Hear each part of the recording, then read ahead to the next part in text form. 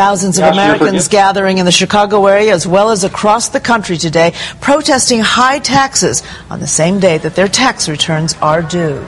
Now, the organizers were trying to model today's tax protest rallies after the original Boston Tea Party. And here in Chicago, a group of protesters, in fact, is planning to recreate that historic event this afternoon, boarding a tall ship and dumping tea crates into Lake Michigan. ABC 7's Ravi Bateswal is live from Navy Pier where that ship will be shoving off. Ravi?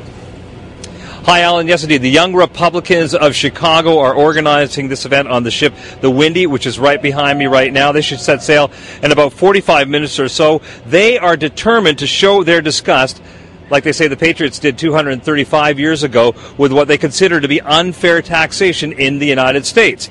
And many of the people here who will be getting on that ship started their anti-tax day today in downtown Chicago.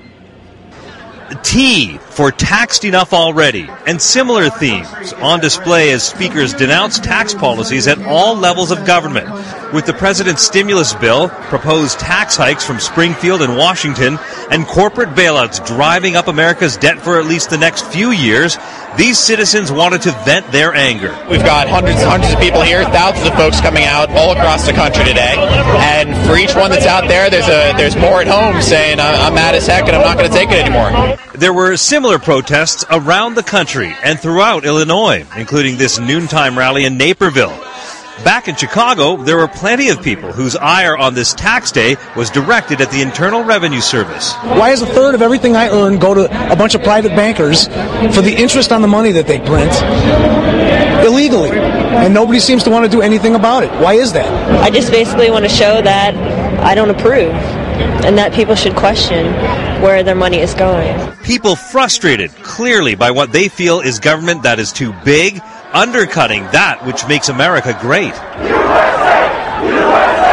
An ironic call, at least to a group of Quakers who protest the size of America's military budget in the same place every April 15th. Do you think that these folks generally out here for this demonstration are somewhat misguided?